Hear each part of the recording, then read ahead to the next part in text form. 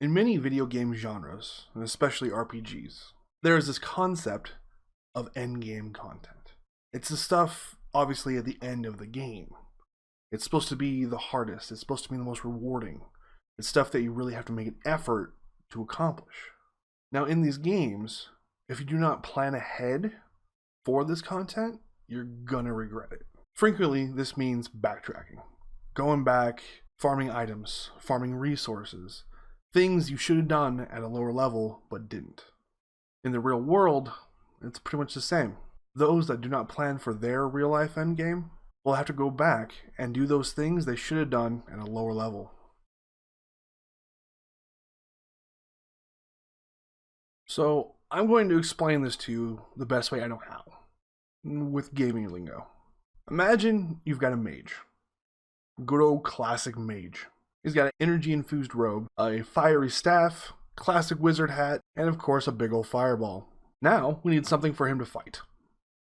Oh, that'll work. Now, over the course of this big boss fight, this mage of yours balances his mana, his power. Fireball after fireball, he likes to keep a small reserve of mana for emergencies. And as it slowly regenerates, he uses it again. Now, disregard the disappearing, reappearing tree. It just shows how powerful that fireball really is. Now imagine that I told you that I can get you better.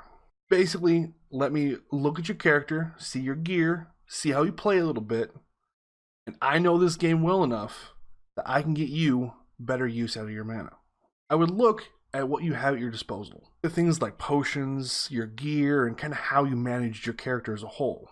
Through knowing this mage class, I could squeeze out some more of that sweet, sweet mana. And you have to remember, I'm not increasing your mana pool. I'm simply finding a more efficient way to use the mana you have. Now, imagine this, but in real life. Here, we have just a dude standing outside of his front yard. His robes are now energy-infused clothes, because why not? His staff is now a magical cell phone, and the wizard hat is a good old baseball cap. Instead of a fireball, we now have money. The real power in this world. Now, in the real world, we still have some monsters to fight.